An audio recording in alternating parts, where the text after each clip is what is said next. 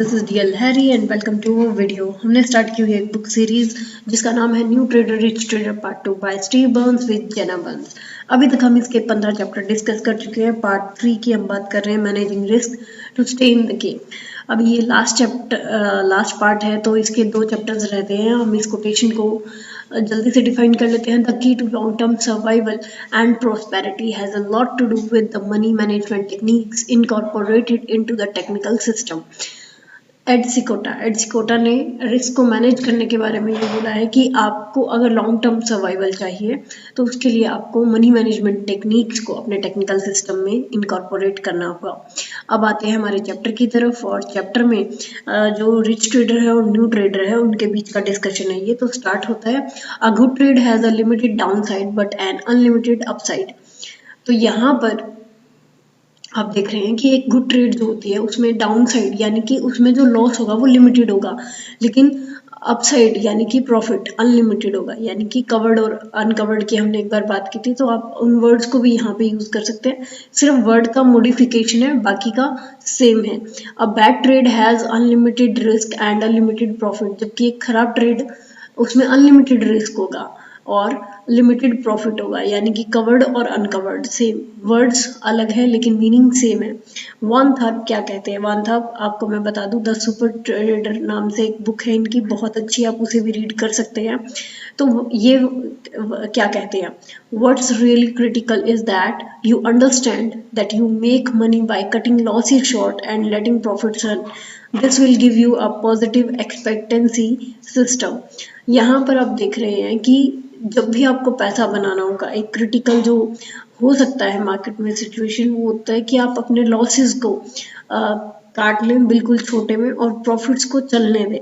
तो यही सिर्फ एक पॉजिटिव एक्सपेक्टेंसी रह सकती है आपके सिस्टम की। तो इस तरीके से आप अपने सिस्टम को बनाइए कि वहां पर आपको अनलिमिटेड प्रॉफिट्स हो और लॉसेस जो हो वो आपके शॉर्ट हो। अब हम आते हैं न्यू ट्रेडर और रिच ट्रेडर के डिस्कशन पे। अवॉइडिंग लॉसेस इनका मेन टॉपिक जो है वो यही है अभी, क्योंकि रिस्क मैनेजमेंट पे बात हो रही है, तो यहाँ पर लॉसेस को कैसे अवॉइड किया जाए। तो यहाँ पर रिच ट्रेडर बता रहे हैं न्यू ट्रेडर को, only put as much capital in a trade that you are willing to lose. आप सिर्फ एक ट्रेड में उतना ही कैपिटल डालिए जितना कि आप लूज करने के लिए विलिंग है। अगर आपको लग रहा है कि वो आपके कैपेसिटी से ज़्यादा है तो उसको आप अमाउंट को मत ट्रेड कीजिए, आप एक लिटिल अमाउंट के साथ ही ट्रेड कीजिए। वो आपकी कैपेसिटी हो सकती है, वो आपका ट्रेडिंग अमाउंट हो सकता है। आप अपने क्वांटिटी को उसी हिसाब से ट्रेड कर सकते हैं। Take your initial stop loss. अब नॉर्मली क्या होता है, न्यू ट्रेडर्स जो होते हैं वो इनिशियल स्टॉप लॉस को फॉलो नहीं करते। उन्हें लगता है कि मार्केट फिर से उनकी साइड में आ जाएगा, उनके फेवर में आ जाएगा, तो वो इनिशियल स्टॉप लॉस पे अपनी ट्रेड को कट नहीं करते। तो ऐसा नहीं करना है, होप नहीं रखनी है। अगर आप बड़े लॉसेस से बचना चाहते हैं तो इनिशियल स्टॉप लॉस पर ही अपना एग्जिट कीजिए। Don't hold and hope. Hold मत कीजिए लूजिंग ट्रेड को, होप मत रखिए कि वो वापस से आपके एंट्री पॉइंट पर आ जाएगा या आपको प्रॉफिट दे देगा। Have an exit plan. Normally new trader के पास कोई भी एग्जिट प्लान नहीं होता। उन्हें लगता है कि जब भी उन्हें प्रॉफिट दिखेगा तभी वो एग्जिट कर देंगे, लेकिन ऐसा नहीं होता। जब मार्केट आपके फेवर में नहीं होती तो आपको ये भी पता होना चाहिए कि कितना लॉस लेकर उसे एग्जिट करना है। तो एग्जिट प्लान होना चाहिए, कितने प्रॉफिट में आप उसे एग्जिट करने वाले हैं या कितने लॉस में आप उसे एग्जिट करने वाले हैं। Next one is finding big potential trends. अब यहाँ पर रिच ट्रेडर से न्यू ट्रेडर पूछते हैं कि आप जब प्रॉफिटेबल ट्रेड्स करते हो तो आपको एक बहुत अच्छा ट्रेंड चाहिए होता है, तो बहुत अच्छा ट्रेंड आप कैसे फाइंड आउट करते हो?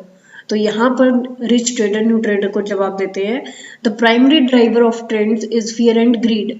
जो प्राइमरी ड्राइवर है मार्केट में, जो चला रहे होते हैं, एक बड़ा ट्रेंड लेकर आते हैं, वो फियर और ग्रीड है, क्योंकि मेनली ये 2 ही सेंटिमेंट होते हैं मार्केट में जो काम कर रहे होते हैं। Find that fear and greed and trade the chart based on it's price action for huge wins. आपको सिर्फ ये समझना होगा कि कहाँ पर फियर या ग्रीड काम कर रही है लोगों की, क्योंकि मार्केट साइकोलॉजी की बात कर रहे हैं तो फियर और ग्रीड को समझना जरूरी है। किस लेवल पे आकर लोग डरना शुरू करेंगे, यानी कि वो अपनी पोजीशन काटना शुरू करेंगे, किस पॉइंट पर आकर लोग ग्रीड दिखाना शुरू करेंगे, मीन्स लोग और बाय करना शुरू करेंगे। तो आपको अगर ये समझ में आता है तो आप उसी प्राइस एक्शन को चार्ट पर देखेंगे और एक बड़े विनिंग के लिए, एक बड़े ट्रेंड के लिए उस तरीके से आप ट्रेड प्लान कर सकते हो। Only big wins and small losses make the whole difference in a trading journey.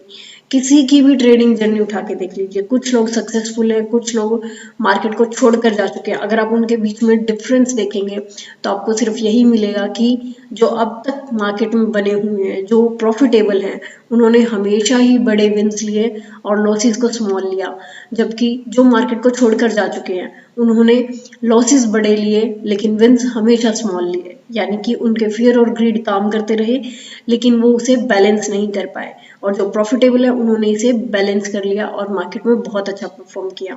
सो आज के लिए इतना ही friends, thank you so much. मिलते हैं नेक्स्ट वीडियो में जो कि हमारे इस बुक का लास्ट चैप्टर होगा, डिस्कस करेंगे उसको भी, उससे भी सीखेंगे अच्छे अच्छे पॉइंट्स। तब तक के लिए happy trading and thank you.